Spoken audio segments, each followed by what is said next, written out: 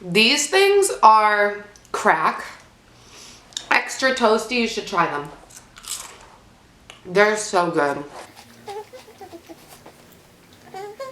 Hey guys, it's Amanda from AmandaReads, and today I am coming to you with something that you probably were expecting because I have no self-control, and that is my March Part 1 book haul. If you have been following my channel for a while, you'll know that last March I kind of went on a crazy spending spree as well, and the reason is quite simple. When my birthday rolls around, which it was last weekend, it was March 20th, I seem to think that I become this millionaire and I decide that I have an unlimited amount of money to spend. So for my birthday, I gifted myself an order from bookoutlet.com, and then I also have 2 books from Barnes & Noble. One I bought myself, one was a belated Valentine's Day present for my boyfriend because he said for Valentine's Day we could go to Barnes & Noble and I could pick out a book, and we just never got around to it until now.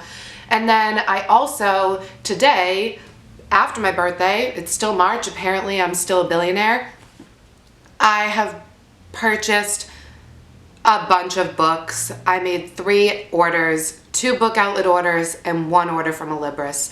So that is why this is just part 1, because there's a lot more books coming. Let's get started. I'm gonna start with my books from Barnes & Noble. Pretty Baby by Mary Kubica. Heidi Wood has always been a charitable woman. Still, her husband and daughter are horrified when Heidi returns home one day with a young woman named Willow and her 4-month-old baby in tow. Disheveled and apparently homeless, this girl could be a criminal, or worse. Nevertheless, Heidi invites Willow and the baby to take refuge in their home, despite her family's objections. As clues into Willow's past begin to surface, Heidi is forced to decide how far she's willing to go to help a stranger.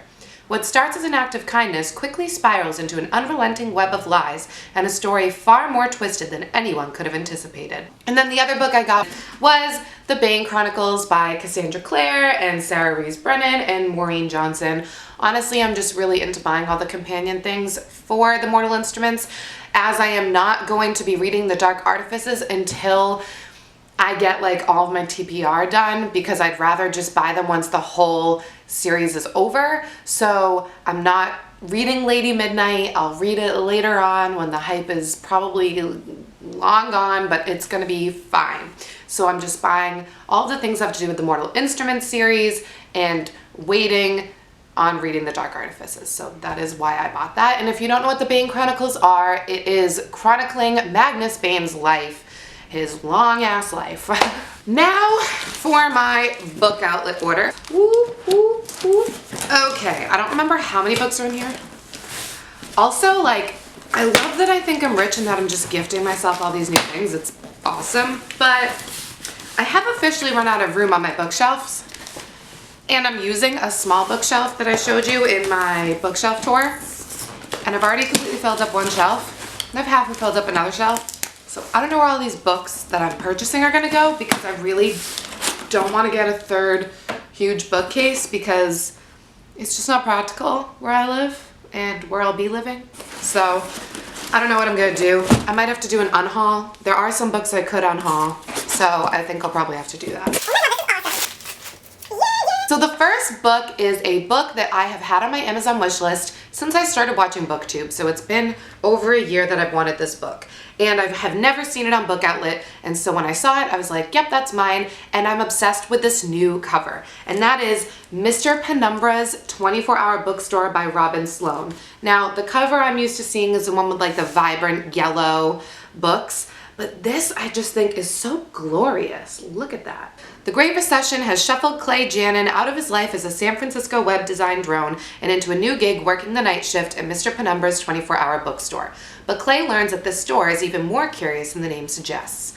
The few customers come in repeatedly to borrow impossibly obscure volumes, all according to some elaborate arrangement with the gnomic Mr. Penumbra. Soon, Clay has embarked on a complex analysis of the patrons' behavior and roped his friends into helping him figure out just what's going on. But once they bring their findings to Mr. Penumbra, they discover secrets that extend far beyond the walls of the bookstore. The next one is something that I've put in and out of my cart for the past year repeatedly, debating if I really want it or not. and I just did it for my birthday, and that is the Kristen Hanna collection. And so it's 3 novels, and these are 3 novels that I don't believe I've read yet, which is Distant Shores, Between Sisters, and Magic Hour. Kristen Hanna's just auto-buy. Ooh! See, I don't even remember what I ordered. I'm getting so excited. Apparently I also bought The Nightingale by Kristen Hanna, and apparently it says, oh my god, I got a signed edition. I'm like gonna cry because Kristen Hanna is legitimately one of my favorite authors. This is a historical fiction novel. It won Goodreads award. Can you just love these end pages with me real quick? Yeah, you see that? Isn't that gorgeous? Oh yeah, just magnificent, no big deal. Yeah, so I see this all the time still at Barnes & Noble, but to be honest, I've kind of been holding off because it's so different from what she usually writes. But I bought it because it was so cheap, and it's hardcover, and it's Kristen Hanna, and I got the flipping signed edition! The next book is Dark Places by Gillian Flynn, and the reason I purchased this is because the movie is on Amazon Prime, so if you have Amazon Prime, you can get the movie for free. And I've been wanting to watch it. Libby Day was 7 when her mother and 2 sisters were murdered in the Satan sacrifice of Kinnicky, Kansas. She survived and famously testified that her 15-year-old brother Ben was the killer.